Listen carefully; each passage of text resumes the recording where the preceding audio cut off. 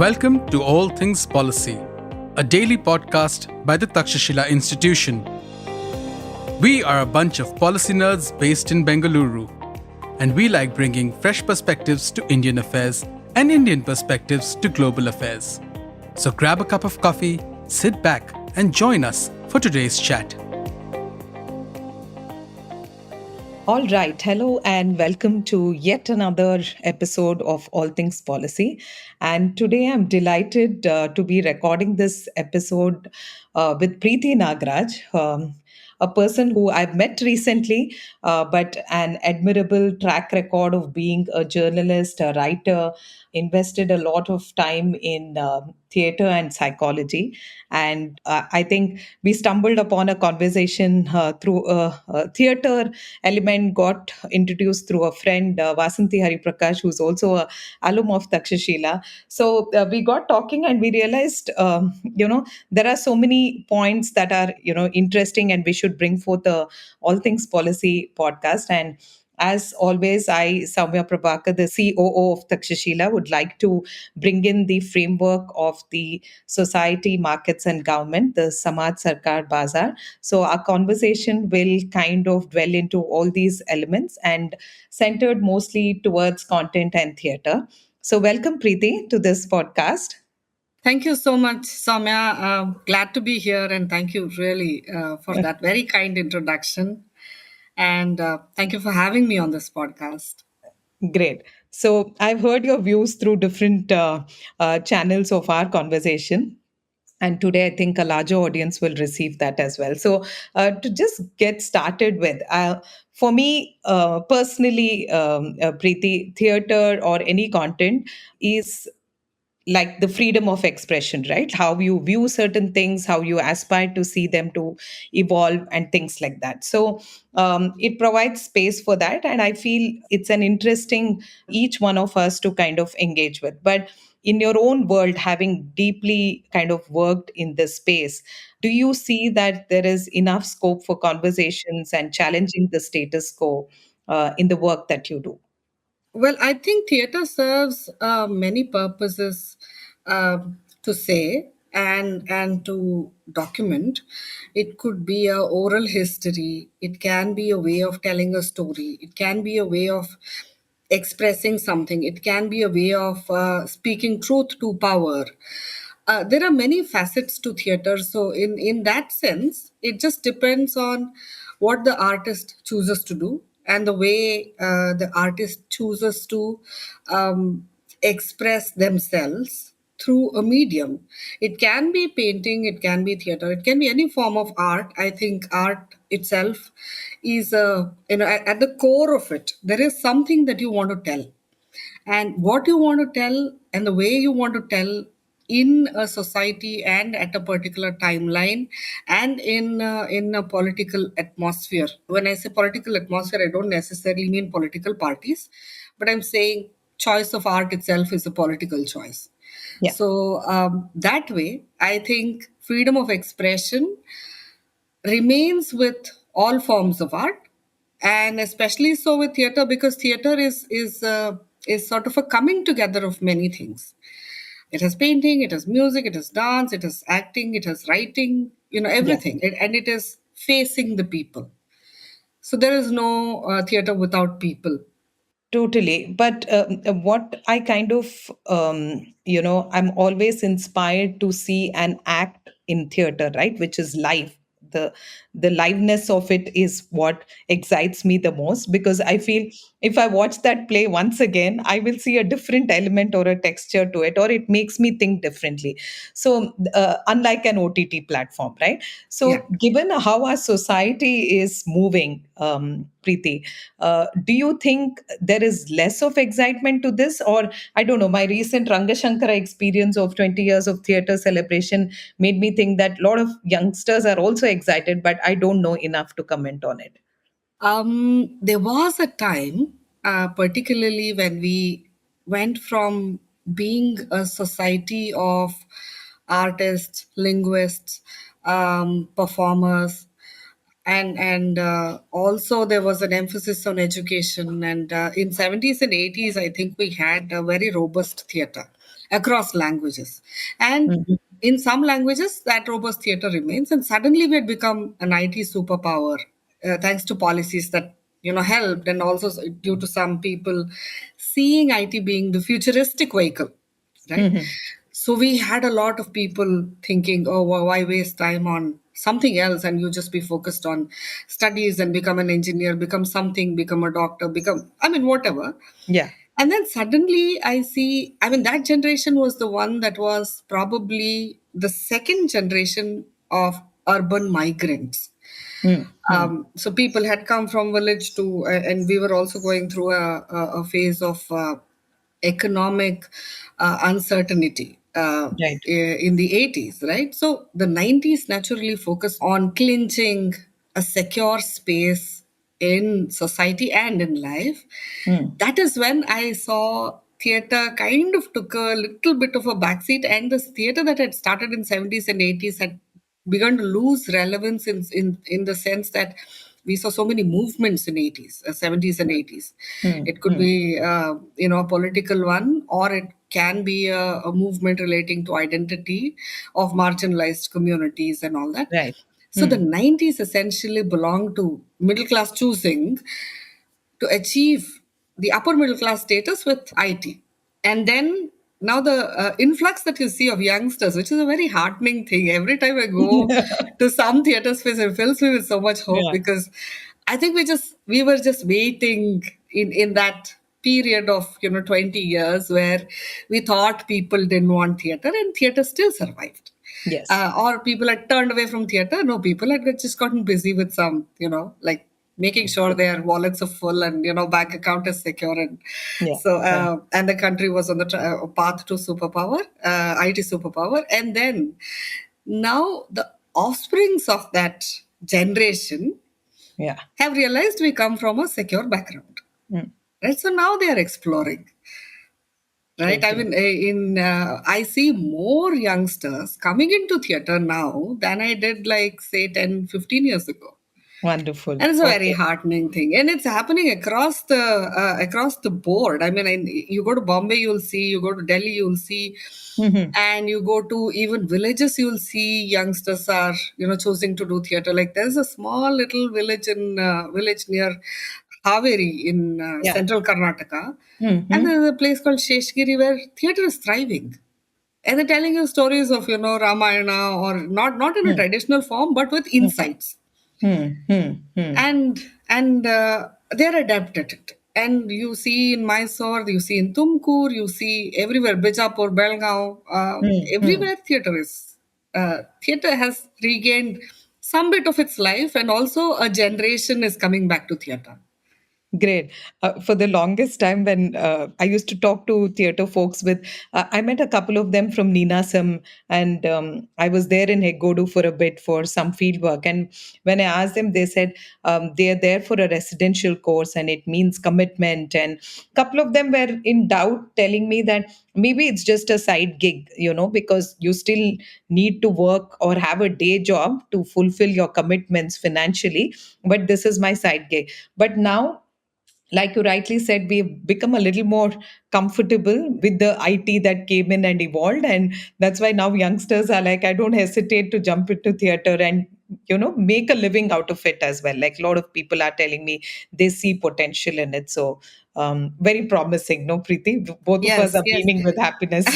Yes, yes, absolutely. Because to see youngsters, I mean, I see two major things that youngsters chose from mainstream. That Hmm. was, some chose to go to music, some chose to do cinema, some Yeah. chose to do photography, some chose to do theater, and they all held, day jobs, or, thanks to the evolving work culture of the new sector that emerged. It gave them some time, and it also gave them resources to invest in. Otherwise, photography is something that demands a lot of money to be put in Yeah. to buy a simple lens and all that. And why Totally. would somebody pursue it? Because he or she is invested in it, because they Absolutely. feel this is my medium of expression. Yeah. Yeah. So yeah, Absolutely. yeah.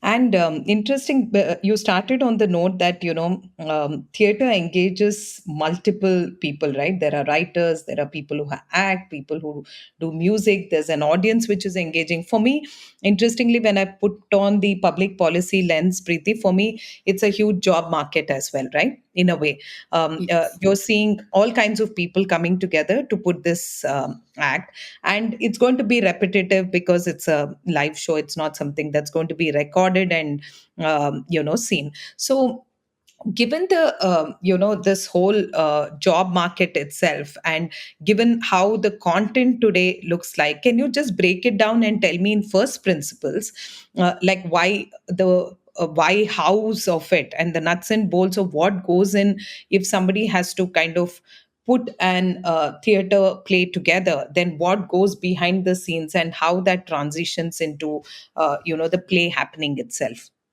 Soumya, it is very interesting. I mean, seldom people who are involved in theater will probably not uh, stop to think as to how many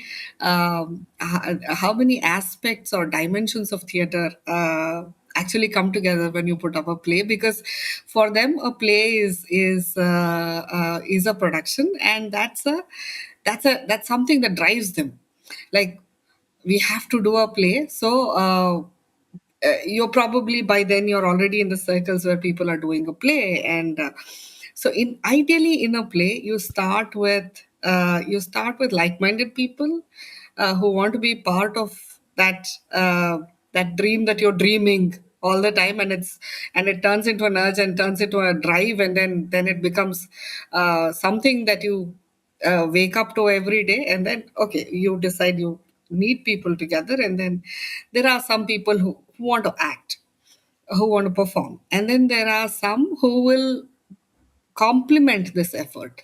And Yeah. these people are the ones that will be your set designer, your costume designer, your tailor who will understand what costumes you want to make, and also your set designer who knows how to fabricate a certain frame if you want to, Yeah. if you want a certain frame done. And then there'll be there could be somebody who's creating stage props for you. Mm. And then there is a person who's doing music, and then there is a singer. Nowadays, what we see this growing trend of, sometimes it's live music, and a lot of times it is recorded music. Okay. Also because recorded music is an affordable thing, and it Mm. keeps the Mm. team size very appropriately manageable. I Okay. won't say small, but it's manageable. Mm. Mm. And thanks to a lot of innovations that have happened in terms of creating lightweight stage props and set and all that, and music can be carried on your phone. And then there is a person who's managing your lights according to the scene and the development on the stage. So that person, these are all people who are behind the scenes. Right. And there is an associate who's tying together the rehearsals, and also ensuring that everybody is present for the rehearsals. And you have a rehearsal run for, say, 2 to 3 months is the Oh. minimum, because then Mm. you Mm. start with a play reading. Mm. You Mm. decide on a play, you select a play, and then you start with a play reading. And if there are, like, say, 10 roles in that, characters in that play, then you start with a set of at least 15, 16 people. Some of them drop out, some of them feel, oh no, I didn't get a good role and all that. So you Mm. start with the Mm. play Mm. reading, Mm. and then you evolve into who suits the character, Okay. who has the metal for the character, and then that person is given the role. Or sometimes there's double casting, depending on Mm. how you want to travel and people schedule and all that. And then you start with the Mm. rehearsals. Then Mm. during the rehearsals, the director plays a Mm. major role of conveying the Mm. essence of the play, and also Mm. the expression of each character, what he or Mm. she wants from a certain actor. And then, as it evolves, you have some changes, you have some switching over of characters and all that. And then play comes together, and then you work on blocking, movement, which character will speak this certain line with Hmm. whatever required punch and timing and all that, and in a certain place, and then the lights person has to, like, later at a later stage, when we go into run throughs, Hmm. they're called run throughs, when you perform the entire Hmm. play together. Till then, each Okay. scene is blocked, and Hmm. then Hmm. we have the conventional three act, but it can Hmm. sometimes it can even be a one act play where the play Hmm. begins and ends in the same Okay. scenario. Hmm. And Hmm. then you have music, you make music, and then you you decide whether you want to have an informal performance in, say, a space that's available, or you want to book a theater space like Rangashankara, Atagalata, Jagrati, and in Yeah. Mysore there is Kiru Rangamandira, and in Tumkur there are halls, and you Hmm. go and perform wherever. So for that, you will need the team size would ideally be, if there's a 10 character play, then the team size would ideally be 15, 16, or Hmm. Hmm. 12, 13, depending on what Hmm. kind of support you would require. And there's a lights Hmm. person. So Hmm. with Hmm. all this, and then as this is going on, you're also working on your costumes. Sometimes it's all comprehensive, as in there are no separate dedicated departments. So somebody who's working as an associate can also be a costume designer, or can also Hmm. work on lights, and can also work on music. So it's multifaceted. So there is no compartmentalization in theater, that unless you don't want to be involved in a certain aspect, or you have no inkling towards, or have no expertise on that. Like, for instance, somebody may not know music at all, so that person will stay away from music, but may be interested in doing costumes, working with the Right. costume Hmm. person. So yeah, I mean, Hmm. that can happen. And then the play comes together. That's when it is ready for Hmm. a show. Okay. Then the play becomes the audience's play. Yeah, that's us, go and Yeah, enjoy, sit, watch, embrace, think, all of yeah, that, right? yeah. So interestingly, let's also, this lends into the next question of how does one actually, like, sieve through the content in terms of, I remember a few years back, one conversation with Rangashankara, Arundhati Nag, was to see how we debate about those that weren't. That was the theme. The plays that didn't really make it to the forefront of it because they felt the audience is not mature enough to, deal with the content. So I'm just curious, Preeti, are there instances when plays are not allowed to be, out there for performance, and who kinds of takes the call on this? Like, is the society a good measure for this, or it's more so individuals who are interested in putting up that play who take the call? This is an interesting one. Yes, the plays that weren't. Um, Sometimes it can. I mean, at a very basic level, it can be the director who feels the person is not able to crack through the surface of the play, and that it's not working. It can depend on various factors, such as the team not being able to relate to the play. The director may belong to a different level of intellect, whereas the actors and the performers and rest of the team may Hmm. belong to a different level of intellect altogether. I'm not kind of trying to demean one another, but I'm just Hmm. saying, if I have to do a play, mm, let's say, on Yakshagana, on the traditions of Yakshagana, unless I give myself a long, good reading of Yakshagana, if Hmm. I don't come from the background, there are so many finer things that I may not be able to communicate, and thus it may seem very distant to me. Yeah. And even as an actor, if I don't, like, for instance, it's like the difference between the Indian cooking and the English cooking. We say, yeah, I mean, add turmeric. Now, if you're telling that to an English person, Yeah. that Yeah. person will be flummoxed as to add turmeric how much. If that person Yeah. is, Yeah. hearing this Yeah. for the first time. But I and you and anybody that has used turmeric in their turmeric or asafoetida in their Yeah. Yeah. cooking culture, they Yeah. will know by by an impulse that and also by very deep rooted conditioning, that turmeric Correct. is like maybe a quarter spoon or a Correct. half of a small spoon. Yeah, yeah. But for an English person, it can be like, so is that becoming a gravy? Hmm, hmm, hmm, Right? I hmm, mean, hmm, so it's the same thing about theater as well, that either the script can feel very distant or unexecutable, if I may say so. hmm, But I hear where you're coming from, and I also understand in the recent times and also in the past, there have been many instances. See, theater itself has evolved from patrons.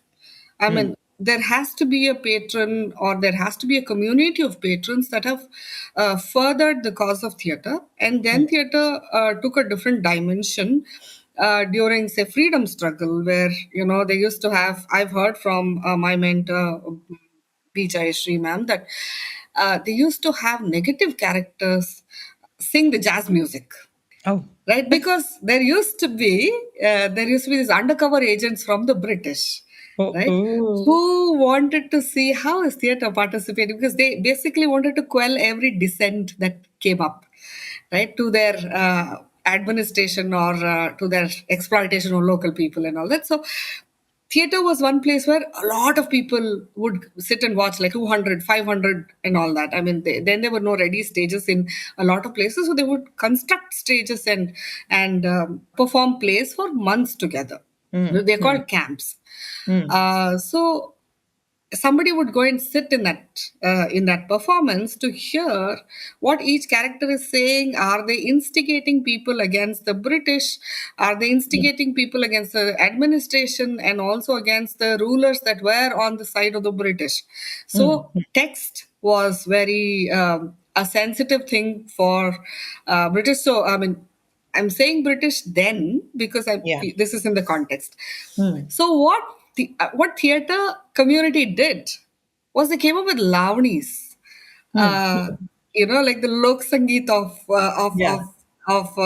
the region, and they would weave stories of exploitation, stories of torture, stories of human violence and all that, and give it a different name, but both the singer and the listener knew what they were indicating.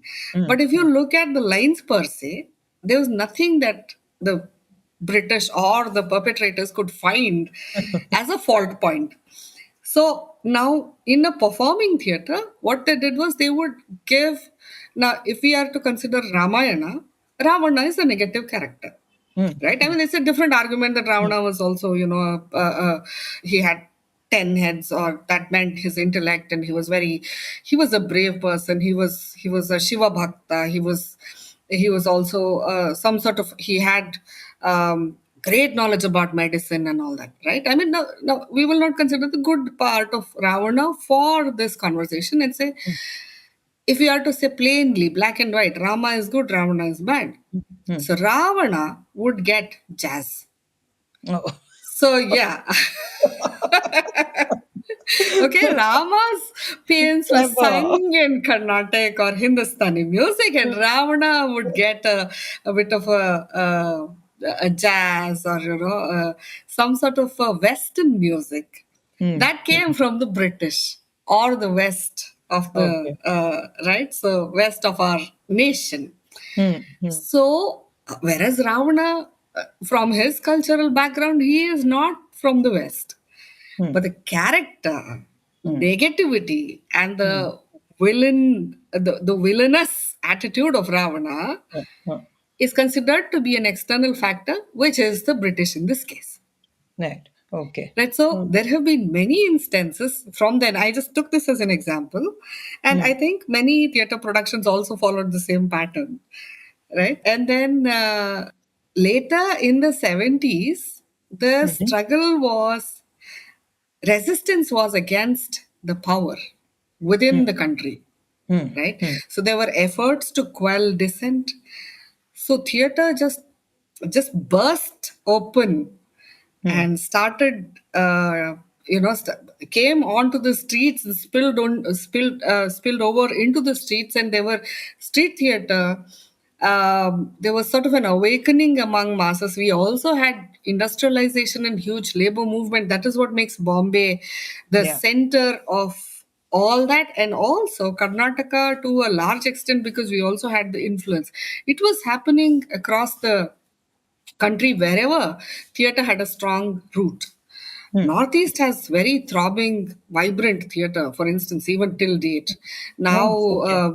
we keep thinking some regions of our own nation are away from our perception simply because we haven't had a great exchange with them. Hmm. Hmm. But Northeast has a great, vibrant theatre scene, and their actors get paid in lakhs. Wonderful. Yeah, Okay. and they're booked for seasons. And this Oh, is all, and this is all professional theatre. Even as we speak, it still hmm. happens, Wonderful. right? Okay. So that's another thing. I mean, this is just so. Um, 70s street theatre happened, Hmm. movement based theatre happened, Hmm. Hmm. and then it went into 80s, and then Hmm. into 80s we settled into a political routine. Hmm. So theatre also came under, the government, the courtesy of the government, not to succumb to the government, Hmm. but to say that, okay, you owe us some money because you take people's money, Hmm. Hmm. right? You owe us some support and help because you are basically collecting it from people, and there are people who will want to support people like us, so you owe us that. So some troops took help from the government, Hmm. and there were also patrons, private Hmm. patrons, Hmm. and Hmm. people were watching a lot of theater in the pre-television era. Hmm. Hmm. And during television era also there was some bit, and you can see our 80s, we had a lot of artists in Doordarshan that Hmm. came from theater, Yeah. Yeah. right? Yeah, Hmm. so this is how it continued. And as far as your question, going back to it, like, why are some, I mean, if there are some plays that have not been allowed to perform, or that have been shelved, Hmm. there can be various reasons, and the most obvious reason, as we know, is a political, uh, can be a very strong political opposition to it. Got it. Got It's a mainstream one. Justified, unjustified is a different thing, but to me personally, to think of theater being a threat is like placing it in like good significance. I would say it. if a play is offending somebody, then I say that's a strong play. That's an Hmm. awesome play. Hmm. At least give it a watch. True, true, Yeah. absolutely. Yeah. In fact, it's interesting for me, Preeti, the way you told about the jazz music and the Ravana. It was like an R&AW secret that was given to me. Oh, now I'm going to catch this when I'm watching some of these plays. Okay, so that's the thrill I got. So thanks, thanks on that front. It's going to stay with me, and I like the way you kind of broke it down nicely. The 70s, 80s, 90s, and how it evolved. Like it just stays, right? I mean, because you can relate from the colonial time till how it evolved. It was also interesting for me to understand Northeast thrives with this. I've never really explored that part of it, though I feel there's a lot of talent, like similar to sports, right? We know that there are people in the rural areas who are probably so good with these things but not yet nurtured, not had the platform to perform and all of that. But do you see that even in different states, the local language, the kind of theater that comes out of it, right? Like you said, even Yakshagana, my little experience of having been in Dakshin Kannada and coming from Kundapur kind of a place, it's been around us. Okay, Right. now with Kantara and everything, I feel people have so much more interest in from Bhutad Kola to everything that the coastal Yeah. region has to offer. But Yeah. for me, this these artas that we call in the night, it used to happen, and my dad used to take a lot of interest in that. So for me, it's something I grew up with, and it's not oh my god types. But now people, the way the dressing is done to the aspects that go before and after, right? Little rituals and everything that they perform. So do you think that the local theater has enough audience, and people do say, let's take an example of Northeast itself. So the content is typically in the local language, or it's mostly English. How does that work, Preeti? I think in Northeast they have some bit of English theatre, some bit of Hmm. Hindi Hmm. theatre. Hmm. A lot of it is in local language.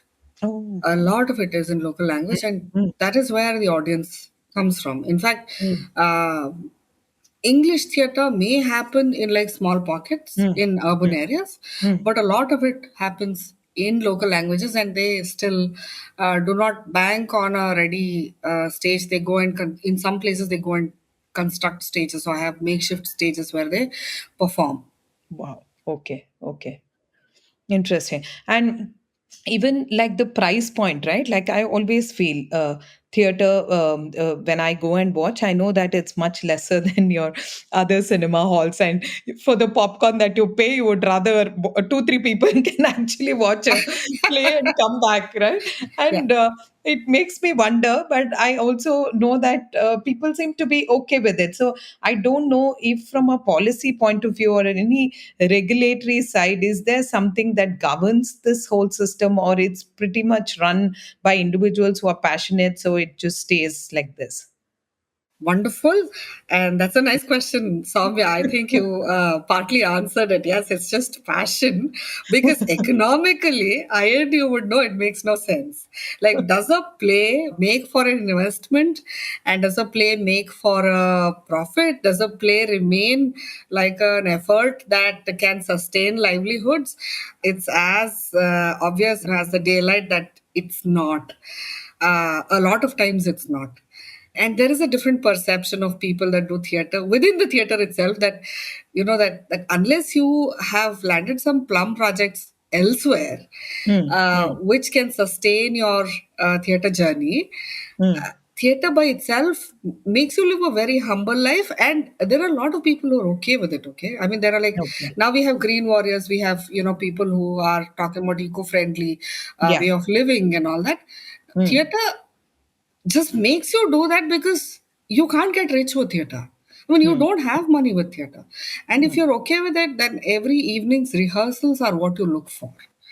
And you live a humble life and or a comfortable life, depending on your hmm, gig jobs or your mainstream hmm, jobs, or whatever you've done to ensure your economic stability and the future of your family or something.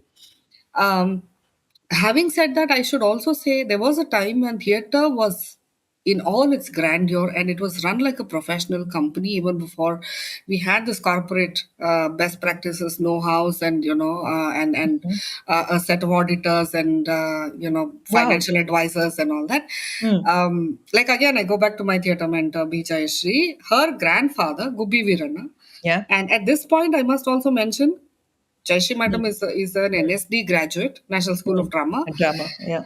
and in the corridor of National School of Drama at Mandi in Delhi, Mm-hmm. you will see one end of the corridor has B. Jayashree's photo, and the other end of the corridor has her grandfather, Gubbi Virana's Oh, photo, and that's a thrilling thing, right? I mean, she's a absolutely. classmate of Nasiruddin Shaji, Om Yeah. Puri, and a lot of people who came from that school. Hmm, So she hmm. has good memories. I mean, so I kind of borrow a little bit of light from her a lot of times, and of Nice. course, Hmm, her grandfather, Gubbi Virana, who's known as a legendary person of theatre, who also kind of provided, or who enrolled legendary actors like Narsim Raju and Dr. Rajkumar, yeah. and B.V. Karan started with that. A lot of actors in Kannada in the 70s and 80s, and a lot of heroes came from that school, came from his Hmm, company. It was called hmm, Gubbi Company itself. hmm, hmm, So this Gubbi company in 60s, I remember, used to hire a hmm. train of 9 wagons Whoa. to Okay. Hmm, transport hmm, stage properties from one place to another. Now, one may oh, argue that we didn't have so many trains then. Yes, exactly, we didn't have so many trains then. So the railway network was probably the most feasible, and also it was accorded to him because people loved his productions. He would have an entire Broadway show in a desi way, with live elephants coming in, with live Oh. deers and birds, and Mm. and then Prahlada was springing out from a broken pillar and all that, like, Oh, oh, so oh. Okay. those things are performed live, and Narada coming from the descending from the heavens, and Sita Devi being swallowed by her mother, which Uh, is the Bhudevi. uh, uh, So all this used to happen in front of people. It was magical. So they needed like basic tools that they needed to transport. So mm. they would dig their own stage, build their own stage, make their own music pit, and like give it a lot of seriousness. So they would hire an entire train to Wonderful. transport a set Mm. of actors and also stage props with all their curtains and all that, their backdrops and all were like a big deal, I've Yeah, heard. And even in totally. his book, he writes very Huh. nonchalantly that, you know, um, it's a small documentation is done, but Mm, he mm, writes in everything is documented that, we took, okay, from here to there, we took this train. That day we took nine wagon train, and from there to the spot where they had to build, which would usually be a place where the village market was held, like Ah, Sante, what we call in mm. Kannada, Yeah, right? yeah. So village market was bazaar. So Mm, village market was held. So they would come close to that because that is where the farmers from all the surrounding villages come. So mm, the farmers mm, would essentially come for Sante, the bazaar, sell their goods. They used to have some disposable cash on them, and then they would feed their. So they had to look for a place closer to the water source so that they could, bathe their livestock, or their cattle and all that. Give them water, give them something to eat, and mhm. then they would tie them outside. Parking system. Okay, they would tie them outside. Don't talk about parking, Preeti. You're Bangalorean. Yeah, so I know. And then they would come to watch a play, and that play used to last overnight. Oh. So their actors are complete actors. They came with, training in acting, dance, music, singing, vocal, playing an instrument, all that. So while I'm talking about this being the heyday of theater, Mm, mm, it is also that then the audience were also not so affluent, but they had interest. mm, Like mm, the one that paid very less used to go and sit at the back. And Gubi Virana's brief to actors was also that the one that is sitting at the back is the one that has come with his hard work and interest, his or her hard work and interest. So we have to sing in such a way. Then microphones didn't exist those days. mm, So mm, we have to sing in such a way that even that person hears it. So mm. that is how my mentor's voice is that golden. And Yeah, she's totally. 75, sings in full throated voice, Yeah, yeah, doesn't shake a note, yeah, right? I mean, she's like, she arrives on note everywhere.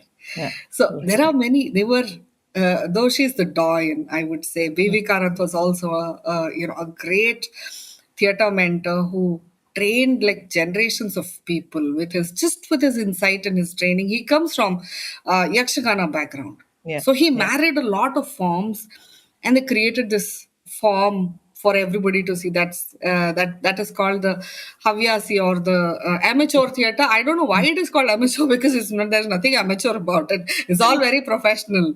So, but again, amateur because you have a day job and then you're doing theater somewhere else. Yeah, yeah, yeah. Yeah. Oh my God. So, so nice to hear. I mean, I think we both are like just so much in awe of. I wish we got to like live that moment of Guppy Veerana's time, and we watch this whole thing coming together. Yes. But, this also reminds me how I think in one of the locations, I can't even remember which state, when they ask people, what do you want, like if the government has to give you something, what do you want? And everybody thought, that they will ask for grains and things like that, which are very obvious, we feel, right, as urban Mm-hmm. folks. And they told, we want theater. If I'm Lovely. right, it's Rajasthan, and in a Yeah. rural place when they were talking, and they're like, we need entertainment, right? Yeah. Because Yeah. watching in a tent is small thing. I mean, they're trying to Yes. fix probably a TV, which is again not giving enough of sound effects and all of that. So Yeah. we always undermine how much entertainment can do to our lives, right? I mean, Yes. people might think that it's an affordability kind of a thing, but it's beyond that, right? You also want that person in the last to hear what you said as a dialogue, Yes. as Yes. much as that person has had a long day. Genuinely, somebody needs to kind of take Yes. that rest, and if entertainment can get you back in action and feel Yeah. good, why not, right? I mean, all of us should have the privilege to do that. Yes, yes, Yeah, yes. yeah. So while we're talking about real-time technology, to Hmm. me, theater is the real-time technology. Uh, I am not undermining the progress of technology and all the world's problems it has solved, but I'm Hmm. saying whatever I mean, we perceive as real-time technology, it's magical and all that. I'm like, real-time technology is this because a seasoned actor or a good actor can gauge because. I tell a lot of youngsters to come and watch plays because a movie you watch 100 times, it's still the same. It doesn't change, right? So, but a theater performance, the second performance you can see is so different. You would have noticed when you go to Yeah, watch one or two plays in, I mean, like the second version of the same play in Rang Shankara would have undergone yes, some, totally. some change, right? Yeah, So suddenly the actor realizes that this audience is not getting, or this audience is made for a different level of entertainment, though, so they up it. yeah, They will be able to escalate that, their performance in a positive way and entertain further, and they hear the audience being invested in the play. I only hope we find the only place where I want technology to intervene is to make people. Rang Shankara, it's an amazing experience to hear, to watch a play, but all other places, a lot of other places in some smaller towns and all that, people are answering phones, they're going into their picture gallery, they're going to their WhatsApp messages. I'm like, God, you can't take out, how poor can you be when you can't take out 1.5, 2 hours out of your time yeah.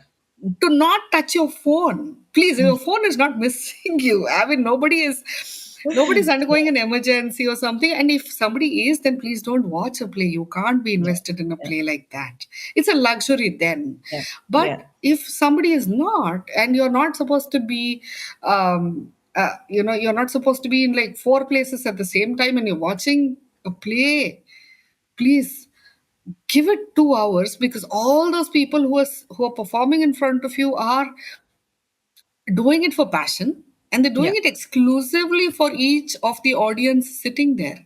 Absolutely. And what Yeah. a discouraging thing it is to see you're acting, you're involved in one intense scene, and there is somebody in among the audience that is like just opening their phone, and that their face being lit up with the Yeah. with the light of the screen, and you just break out of that Yeah. True. mood that you're in. I mean, I Yeah. see actors are also challenged, but Yeah. because you see this person is going out of the play. They are Yeah. doing 100 things to keep you engaged in this. So, I mean, don't be True. spoiled, audience. I would say that, Yeah. just Yeah. give it two Abs- hours, Yeah. 1.5 hours, whatever, and that's what it requires, because it actually runs like a cooperative, Soumya.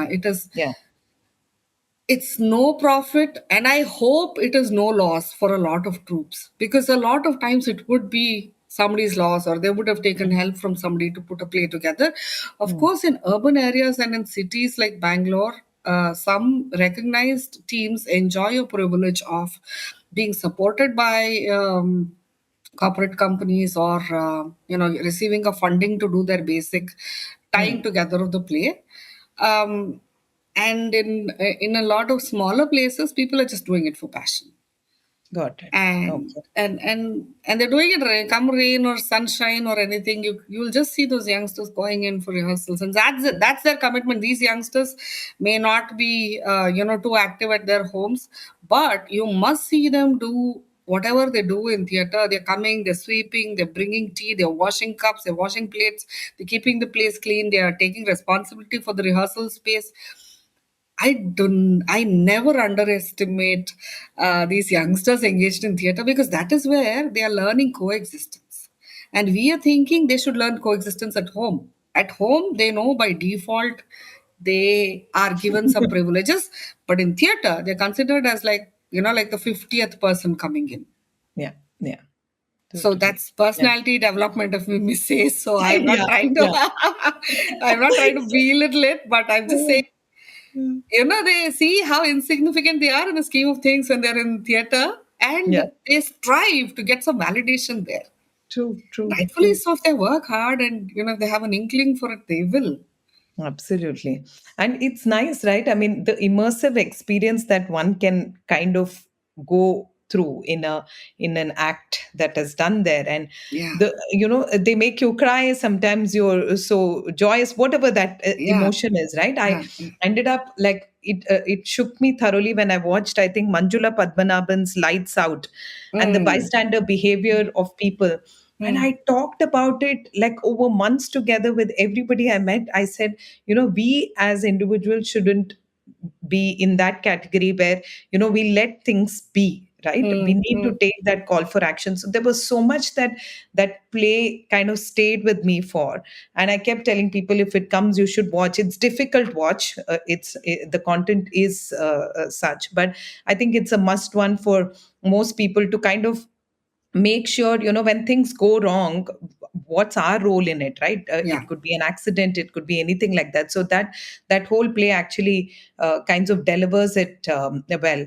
But interesting, Preeti, while we kind of took a nice segue of how tech can be complementary in a different sense, I also wanted to understand, is there enough marketing happening or visibility for, say, the cultural tourism of sorts? Like if you go to cities like New York or London, and like you said, the Broadway kind of thing, right? We do have really interesting stuff happening, and troops which are really credible, doing some really cool things. So is there that showcasing done, or we do less of it and it's not visible? Um, I really wish anybody that's listening to this, and I also request you, in case you meet any officer or Yeah. somebody who can be instrumental, who can have a vision for this, we must do theater tourism, because tourism, as it is, we have like so much heritage, so much history, so much vibrancy in our past, that we almost take it for granted, Hmm. right? I mean, Yeah. we have not done enough to protect our monuments, or Yes. to remain invested in owning our history and all that. But if you go to I mean, like, for instance, since you mentioned New York, it's a city with, say, 200 years of history, and Yeah. they want to preserve each and everything because they see that being their history. But we've had like thousands of years behind us, so we're like, okay, thousands of years are lying there. Yeah. Yeah. I think that's a problem with a lot of third world countries that were colonized and also left with no resources, or a regard, or Hmm. the tenacity to even protect our own history, and um, uh, and also preserve it for future with pride, Yeah. right? So we have a very conflicting situation here, where there are some of us who travel to Bangalore to watch a play, but you will not catch us traveling to Bangalore for anything other than a play, any other cultural reason, unless we are one of the invitees, Hmm. right? I mean, Hmm. so some Hmm. of us will travel to watch a play. So Hmm. that's our addiction, I might say. Hmm. That's our weed, if I can use that word. Hmm. Sorry, it's No, unconstitutional, no, but I'll say it. that's acceptable. Don't worry. So that Yeah. thrill of, the Mm. thrill of, I traveled from one place to another to watch a play. I've gone chasing Nasiruddin Shah wherever he has performed in Karnataka. So Mm. once I remember I traveled 6 hours to go, and took a whole family 6 hours to watch a play where he was doing. But would I do that for another actor?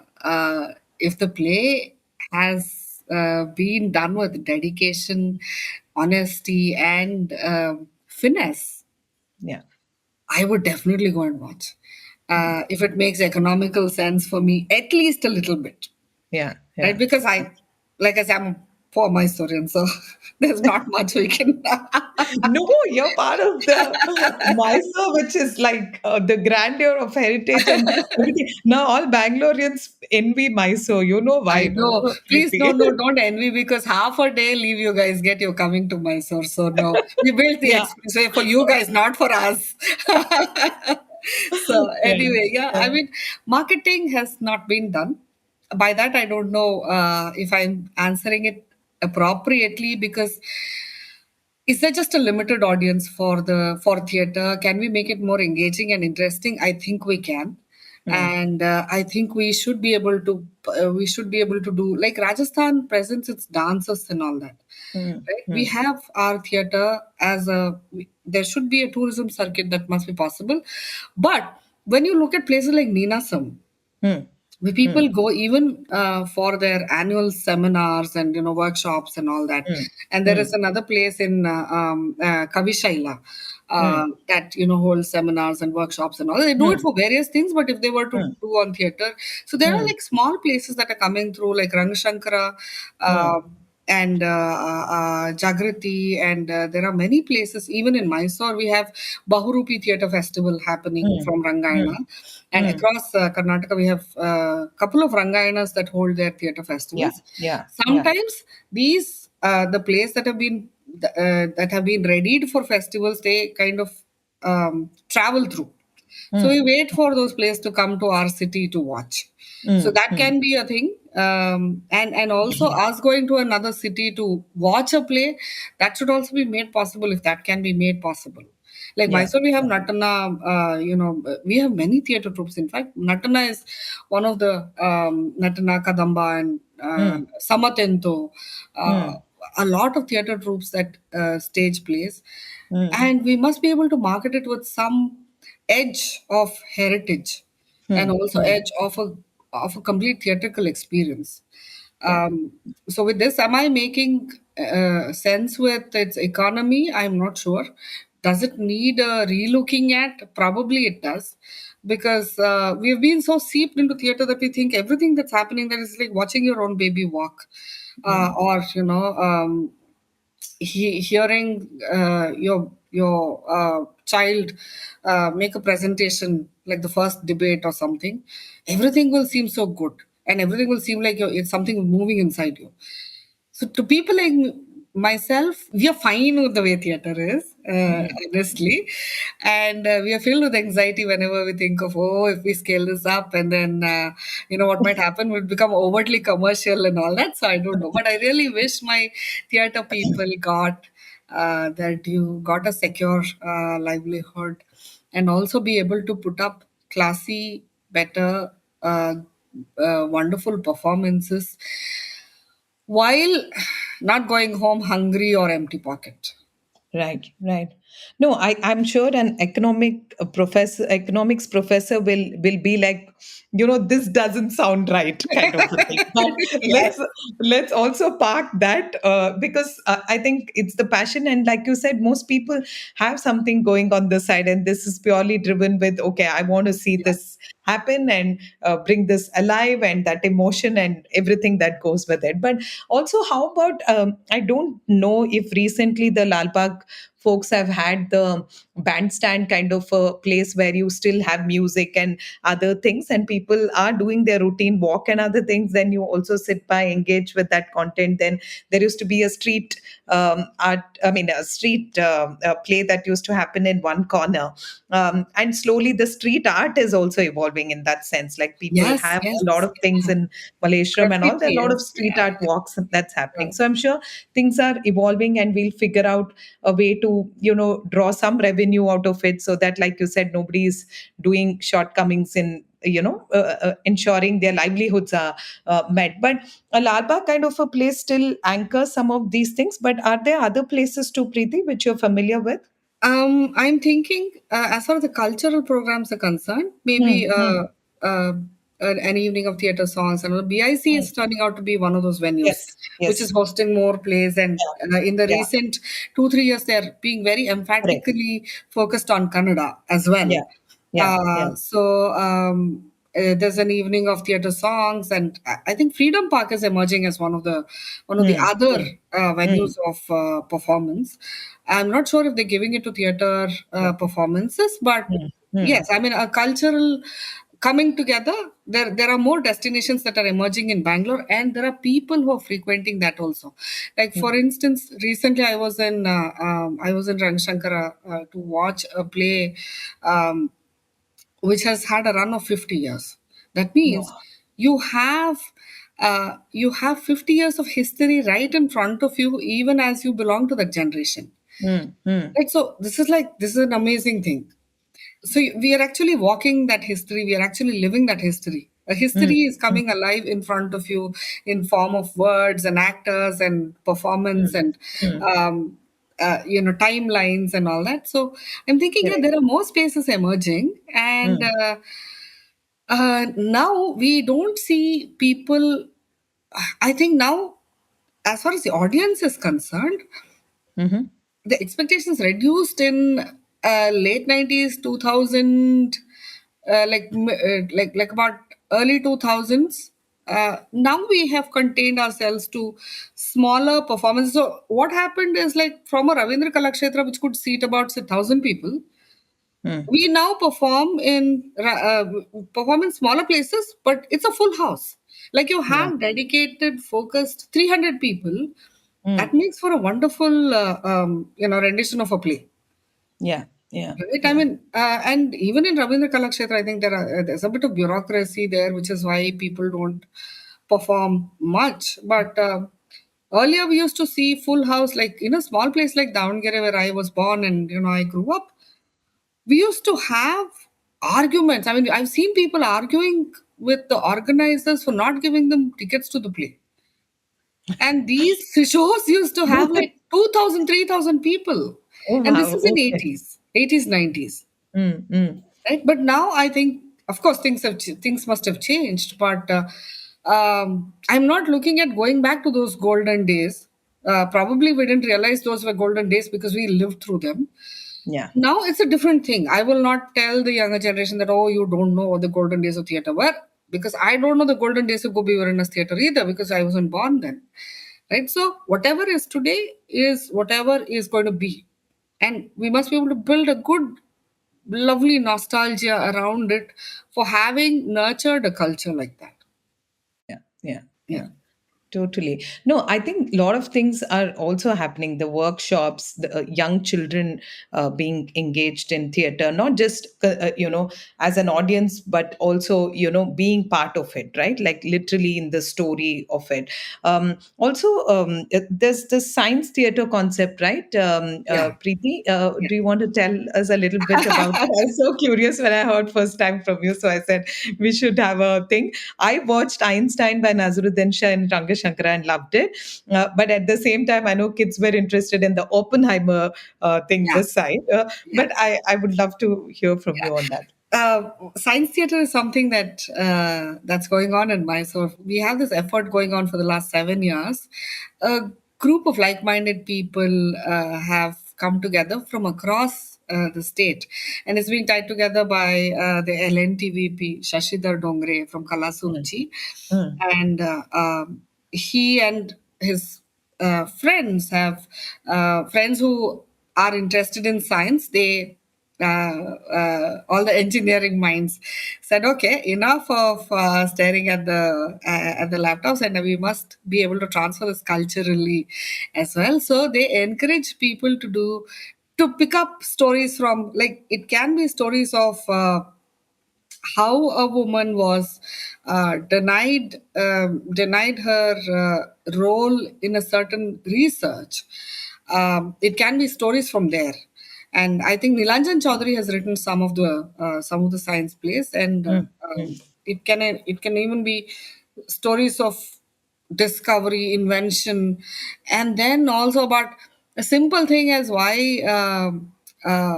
we have AC, why we didn't choose AC and we chose DC, or why what were the arguments that went behind choosing this mode of power transmission. Mm, Even mm. that was an interesting thing. So we had this year, I think we had about uh, 6, 7 plays happening. Wow.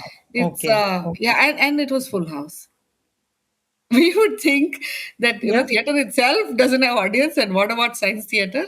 So in a hall that can accommodate about 450 people, I think about 300 people sat through. Nice.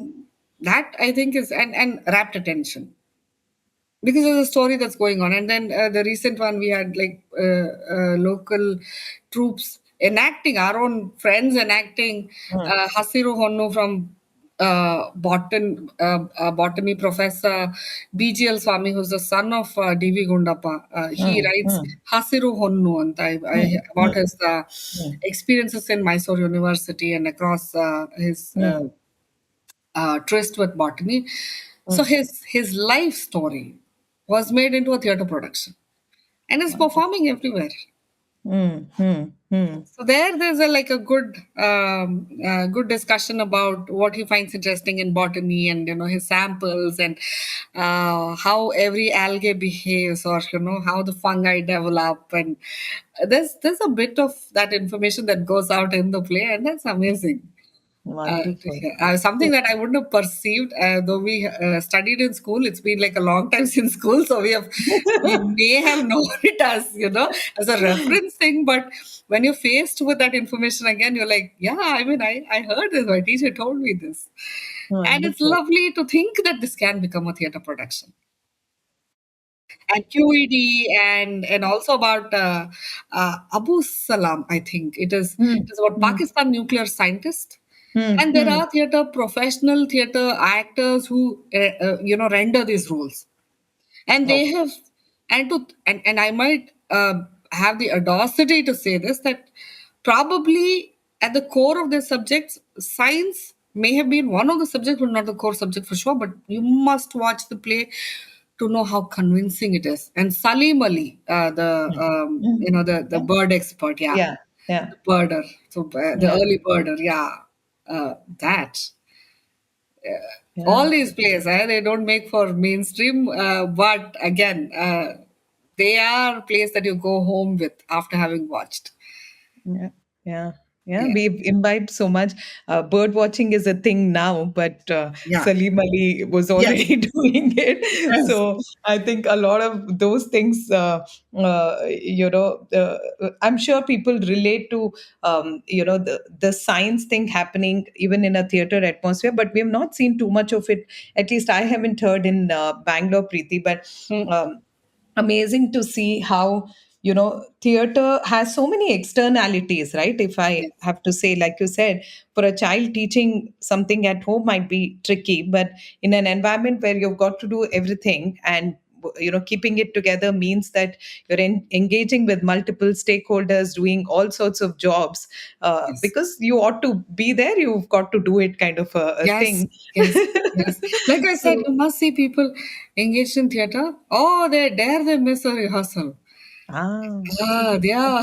yeah, that conviction, no? Yes, yes, yes, Totally, totally. and it's such a force of magnetic field that you just get drawn into it. It's like Yeah, one day I don't go, I'll miss something, so I better be there, sort of a feeling. wonderful. No, And in I'm so the drawn into your science theater story, and I'm like, one day I'm going to come and definitely yeah, going to watch that stuff, and it's been there on my mind. Just need to action it out. But such a lovely conversation, Preeti. It's over an hour now. I don't know how we kind of just stumbled into many things that as we spoke, and had such a nice journey. For me, it was more like a nice act of theater, which took me from then to now, and also going back to names like Guppy Virana and people who really set that right for us, like to all experience now is because somebody did that at some point in time. And as much as it's not the main gig yet, I think we see promise in that coming forth at some point, but just giving us the nuts and bolts of it, and telling us how it works in different places, and that there is so much of promise even in a northeast kind of segment, right? And it's nice to understand that a lot of things that can be communicated as a story through theater can make us think, right? And that's so important for us to do. So I like the framework of you telling us how, it intersects nicely with the Samaj Sarkar Bazaar in a way, if we think Yeah. about it.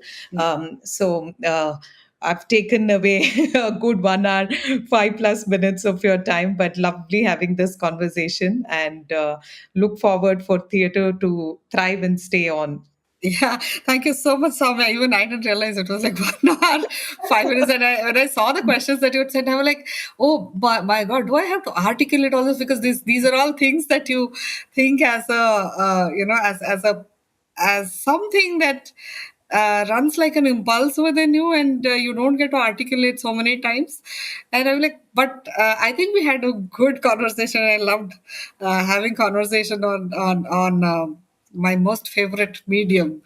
And thank you for engaging me in this talk and have this conversation with you. I loved talking to you on this, and thank you very much for this opportunity. And it's a 1 hour, 5 minutes well spent, I might say. Yeah, totally worth it. And what seems obvious to you, Preeti, because you're in the thick of that action, is not obvious for the rest of us who consume it. So Right. that's why I said we will start from that fundamentals of, first principles of understanding what goes into it, and then Okay. also dwell on these things, because the larger audience who consumes this podcast are also people from different fields. So I'm sure it's going to Perfect. be Perfect. Yeah. exciting. Yeah. So Yeah. yeah, thank you so much for your Thank you. time. Thank you, Sowmya. If you liked our show, dive into Takshashila's research on technology, strategy, and economic affairs. Check us out at our Twitter handle @Takshashila INST or our website takshashila.org.in.